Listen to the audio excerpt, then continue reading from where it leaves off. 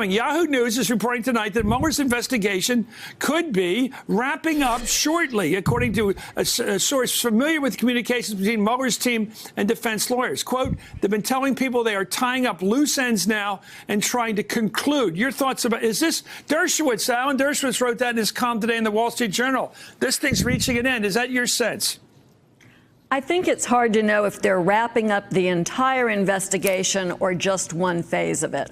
We've always known that Mueller operates in different phases with different prosecutors assigned. You know, we saw the Manafort line, the Flynn line, the Cohen line. This is a complex case with a lot of foreign dealings overseas, but it would be just like Mueller to stick to his core jurisdiction, to work only on interference in the investigation, and as he wraps that up, to send other pieces that are unfinished out to the U.S. attorney's offices with jurisdiction. So we'll have to wait and see, but it's possible. You mean to limit his range and prosecution to collusion, collaboration with the Russians, or limiting it to obstruction, or both? I think to both of those are both pretty clearly, they're explicitly within the mandate that Rod Rosenstein gave him. So he could certainly do that and then continue to do other matters, as Rosenstein said, that arise from his investigation.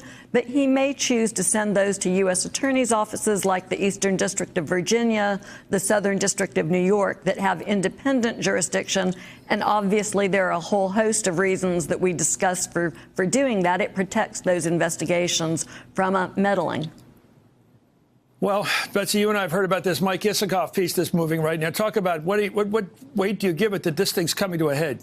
Well, Isikoff's a fantastic reporter, sure is. And I can't he broke confirm the whole Lewinsky thing. I can't confirm this reporting, but if he reports it, you're on safe ground, taking it really seriously. The indications, of course, that this is correct are the fact that we've already talked about, which is we've got a Cohen sentencing memo potentially coming out this week. We've got a Manafort sentencing memo. We've got a Flynn sentencing memo. And the Flynn memo in particular has the potential, although we don't know, but it has the potential to be really telling. And part of the reason for that is that Flynn has been working with Mueller's team for a year now. Right. That's a ton of time. Mueller 4 times has asked a federal judge to give him more time to work with Flynn. And there have been basically 0 leaks out of Flynn's cooperation with the Mueller team. We don't know what he's been telling him. And that suggests that Mueller's happy with what he's getting. Let me go to Emily on this. It seems to be 70 hours of inquiry or inquisition, if you will. You want to be tough about it, by Mueller's team of Cohen, Michael Cohen. Michael Cohen, as Peter said a few minutes ago, was right in there. He was snuggled in with Trump on everything he was doing. He was his fixer. He was the guy that dealt with the smelly, dirty stuff. He had to clean up things.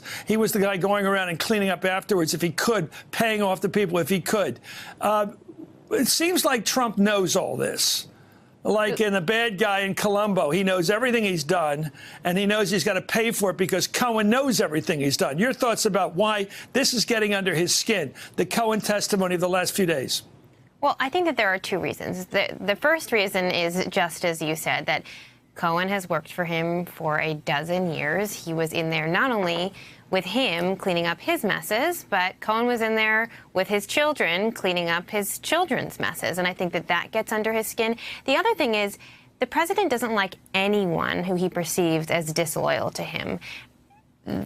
The way that he has perceived what Cohen has done is him being incredibly disloyal to him. Now, Cohen was acting as most people would in this situation. He was protecting himself. He was protecting his family. He's trying to limit his own jail time. And he's, as he has explained to me and as his lawyers have explained, he's trying to do the right thing now, finally, once he's seen the light and come clean. But the president has perceived this as a personal slight, a personal offense, and that's part of the reason as well. Now, I will say there was something very interesting in the sentencing memo that his lawyer put out on Friday.